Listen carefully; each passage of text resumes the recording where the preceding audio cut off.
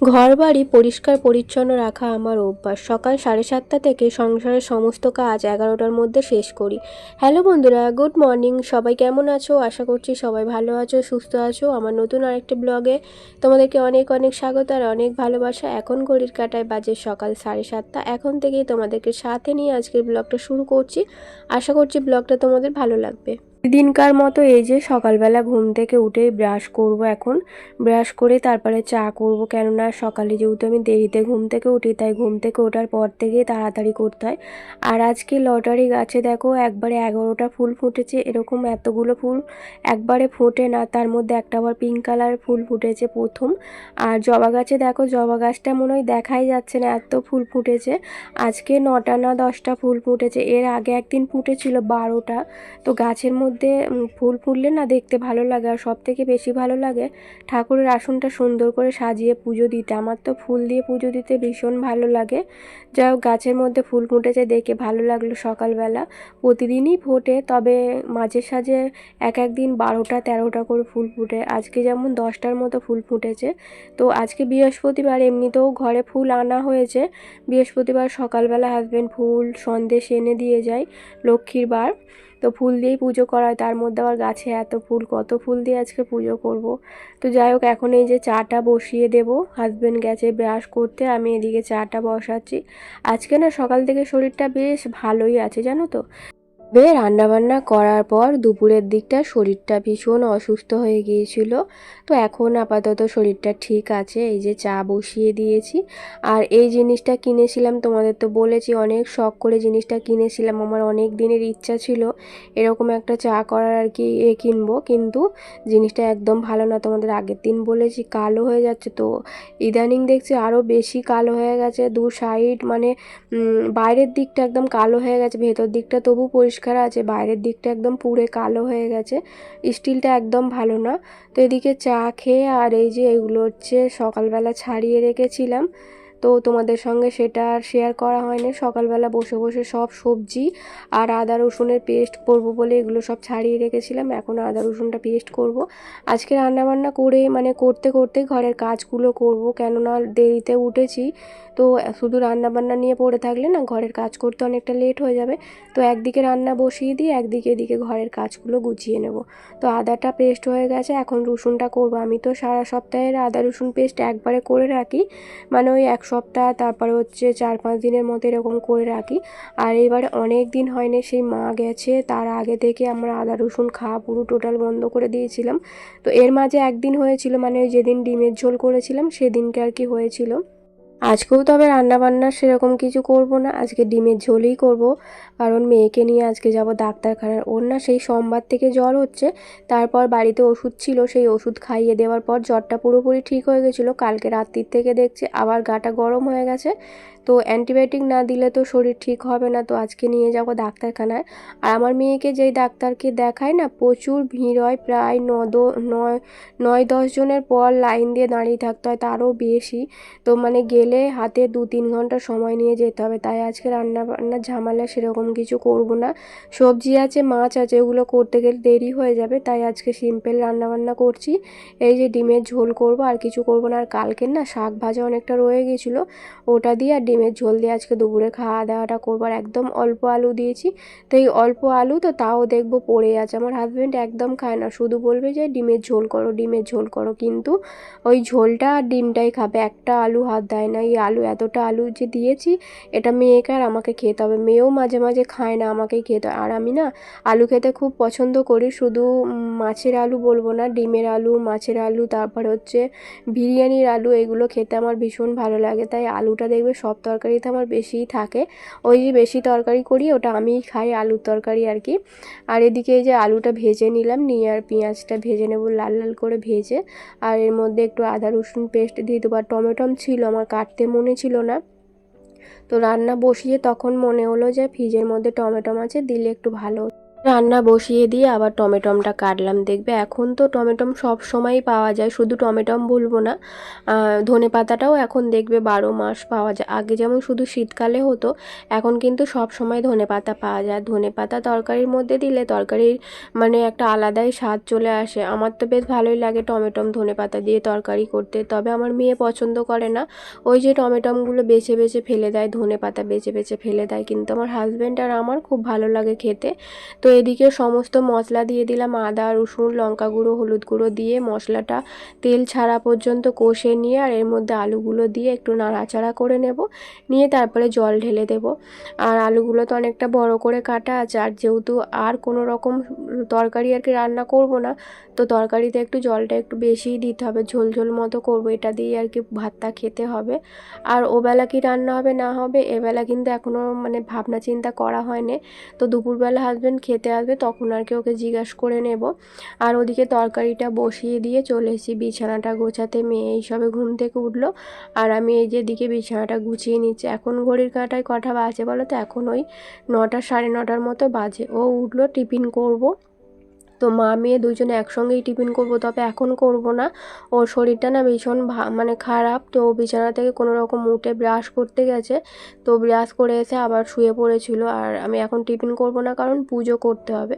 তো একবারে আর কি মেয়েও এখন খেতে চাইছে না, ও বললে একবারে খাবে। তো আমার সমস্ত ঘরের কাজকর্ম মিটে গেলে, তো পুজো হয়ে গেলে তারপরে টিফিন করব। মা মেয়ে একসঙ্গে টিফিন করে তারপরে যাব ডাক্তারখানায়। সকালবেলা বিছানা থেকে ওঠার পর থেকে যেন কাজ শেষ হতেই চায় না। এই সকালের দিকটা এতটা পরিমাণে ব্যস্ত থাকি, একটু যদি তাড়াতাড়ি উঠতে পারি না, তাহলে আর এত তাড়াহুড়ো করে কাজকর্মগুলো করতে হয় না। আমার না সকালে ঘুমই ছাড়তে চায় না, রাত্রিবেলাও তাই, এই দুপুরবেলাও তাই। জানো তো, দুপুরবেলা একটু করে শোয়া অভ্যাস হয়ে গেছে। আগে যখন হাতের কাজ করতাম তখন শুতাম না, ওই অভ্যাসটা ছিল না। এখন যেহেতু হাতের কাজ করি না, প্রতিদিন দুপুরবেলা একবার করে শোয়া আমার মানে অভ্যাস হয়ে গেছে।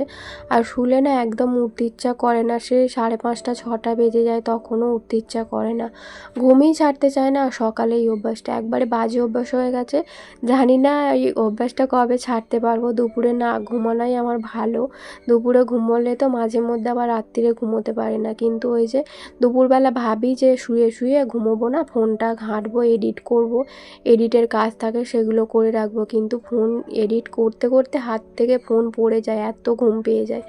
তারপরে আর না থাকতে পেরে শেষমেশ ফোন রেখে ফোনে চার্জ দিয়ে আবার ঘুমিয়ে পড়ি।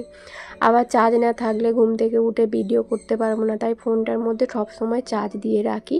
ওই দুপুরবেলা একটা টাইমেই দিই, যখন আমি ঘুমোই তখন চার্জটা দিই।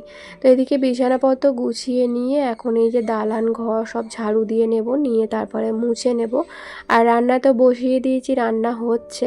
তো আলুটা সেদ্ধ হতে দেরি হবে, ততক্ষণে এই কাজগুলো করে নিচ্ছি। তো রান্না বসিয়ে বসে থাকলে না বেকার সময়টা নষ্ট হয়। আর আমি তো ঘরের কাজ এইভাবেই করি, মানে রান্না বসিয়ে দিয়ে ঘরের কাজগুলো আস্তে আস্তে করে নিই, এতে করে আমার কিন্তু অনেক সুবিধা হয়।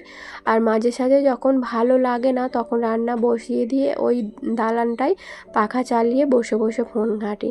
মাঝে মধ্যে এরকম একটু আধটু হয়, দেখবে কাজের প্রতি এনার্জি থাকে না, কাজ করতে ভালো লাগে না। তারপরে হচ্ছে এমনিতেও মাঝে মধ্যে আমার আবার ভিডিও করতে ভালো লাগে না।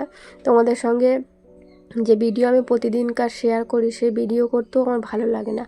মনে হয় যে মাঝে মধ্যে একটু রেস্ট নিই। তবে আমার তো অনেক দিন মানে গ্যাপ হয়ে যায়, প্রায় সময় 2-3 দিন গ্যাপ হয়ে যায়। ওই যে মায়ের বাড়ি গেলে আমার তখনই ভিডিও দেওয়া বন্ধ হয়ে যায়, ওখানে ঠিকঠাকভাবে সেরকম কাজকর্ম করি না, আর তোমাদের সঙ্গে শেয়ারও করতে পারি না।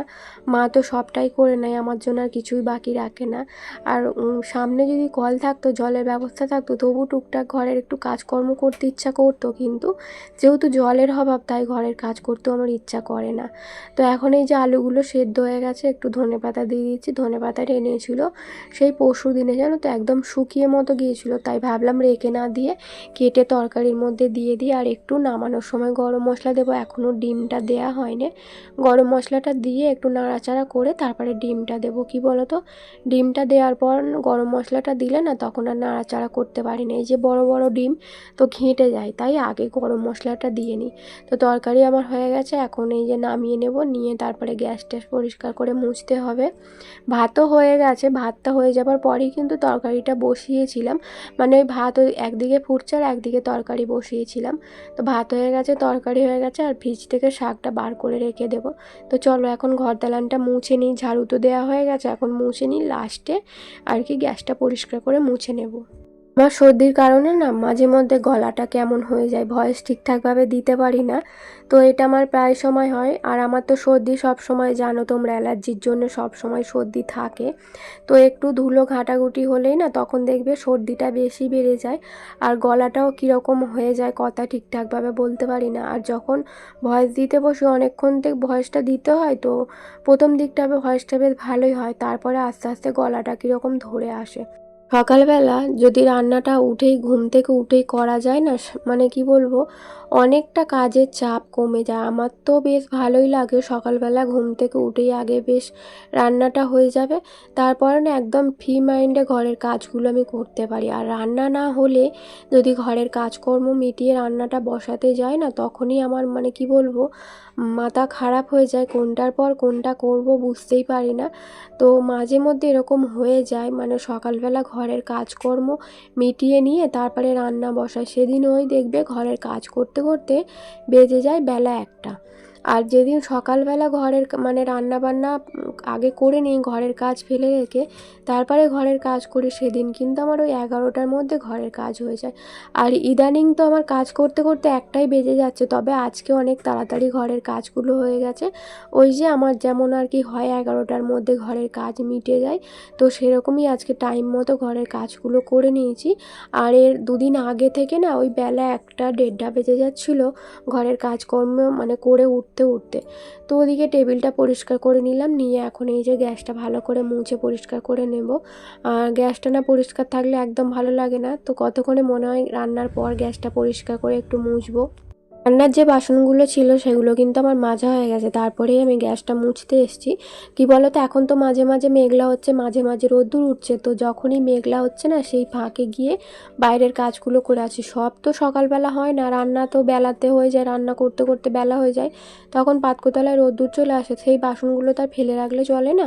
তো ওই মাঝে মাঝে যখন মেঘলা হচ্ছে তখনই গিয়ে পাতকোর কাজগুলো করে আসছি, মানে পাতকোতলায় যে কাজগুলো থাকে সেগুলো করে আসি। আর এখন দেখো চান টান করে চলে এসেছি এই যে গাছের ফুল তুলতে। অনেক ফুল হয়েছে, এক হাতে ধরতে পারছি না, আর আমার না একটা ফুল তোলা চুবড়ি কিনতে হবে, একদমই নেই ফুল তোলা চুবড়ি। আর চুবড়ি, তারপরে একটা ঠাকুরের বালতি, এগুলো আমার অবশ্যই লাগবে, খুব অসুবিধা হয় মাঝে মধ্যে। আর দেখো বৃহস্পতিবার অনেক ফুল এনেছে, কুঁচো ফুল যেগুলো এনেছে সেগুলো সব বাইরে ওই মনসাতলায় দেবো, আর বড় যে জবা ফুলগুলো আছে সেগুলো দিয়ে আর পদ্ম ফুল দিয়ে আজকের মা লক্ষ্মীর আসনটা একদম সুন্দর করে সাজিয়ে নিয়েছি। আমার তো এরকম ফুল দিয়ে পুজো দিতে বেশ ভালো লাগে। আর এখানেও দেখো অনেক ফুল ছিল বলে মনসা মন্দিরটাও সুন্দর করে ফুল দিয়ে সাজিয়ে নিয়েছি। আর দেখো তারপরেই দেখো কীরকম বৃষ্টি আরম্ভ হয়ে গেছে, এখন বাজে প্রায় ওই 1:30 কি 2টোর মতো হবে। পুজো টুজো করে টিফিন করে চলে গিয়েছিলাম মা মেয়ে ডাক্তারখানায়, তো 11:30টায় গিয়েছিলাম, তারপরে বাড়ি আসতে আসতে আমাদের 12:30 পৌনে 1টা বেজে গিয়েছিলো, ওই যে লাইন দিয়ে বসেছিলাম। তো ডাক্তার দেখিয়ে এসে তো মেয়েকে ওষুধ খাইয়ে দিলাম ওর জ্বরটা কমতে, তারপরে ভাত খেলাম। আর ভাত খাওয়ার পর ওই যে দুপুরবেলা ভাত ঘুমের একটা অভ্যাস আছে, তো ঘুম থেকে উঠেই এখন এই যে সন্ধেবেলা একটু গাছে জল দিয়ে দিচ্ছি, গাছের মাটিগুলো একদম শুকিয়ে গেছে। আর হাজব্যান্ড চলে গেছে দোকানে, ওষুধের দোকানে, আর মেয়ে গেছে পড়তে, ঘরে এখন একদমই ফাঁকা, তো একদম ভালো লাগে না। সন্ধেবেলাটা তো হাজব্যান্ড ঘরে থাকে, তো এখন তা থাকতে পারবো না, প্রায় 1 সপ্তাহের বেশি ওকে দোকানে থাকতে হবে। তো আজকে সবে আর কি অপারেশন করে আজকে বাড়ি এসেছে ভাগ্নি জামাই, এখন 1 সপ্তাহ সেলাই না কাটা পর্যন্ত দোকানে বসতে পারবে না। তো এই কটা দিন আর কি হাজব্যান্ডকে বসতে হবে। আর দেখো জলের বোতলগুলো সকালে দেখেছিলে একটা জলের বোতলে জল ছিল না, তো সন্ধেবেলা সন্ধে দিয়ে গাছে জল দিয়ে এখন এই যে সব জলের বোতলগুলো ভরলাম, ভরে এখন এই জায়গাটা সাজিয়ে রাখবো। আর ড্রামেও না জল নেই, তো আর অল্প একটু জল আছে, কালকের মধ্যে জল শেষ হয়ে গেলে তারপরে আবার জল বলতে হবে। তো জলের কথা বললে না, আজকে বললে 2 দিন পর দিয়ে যায়, তো আমাকে থাকতে থাকতে জলের কথা বলতে হয়, তবে একটু টাইম মতো পাওয়া যায়। আর একদম শেষ হয়ে গেলে জল দিয়ে যাওয়ার কথা বললে ও তো ভুলেই যায়, 2-3 দিন পর পর দিয়ে যায়, আর আমার খুব সমস্যা হয়। তাই এই হাফ ড্রাম জল আছে, কালকেই হাজব্যান্ডকে বলবো যে জল দিয়ে যাওয়ার কথা। তারপরে দেখো এই যে রাত্রিবেলা রান্নার জন্য বসে পড়েছে। আজকে রান্না করবো যে চাউমিন, একদম সাদামাটাভাবে বানাবো। আমার হাজব্যান্ড তো ওই গাজর, বিম, তারপরে সয়া সস এইগুলো দিলে না এখন আর একদম চাউমিন খেতে চাইছে না। তো বন্ধুরা চলো আজকের ব্লগটা এই পর্যন্তই, টাটা।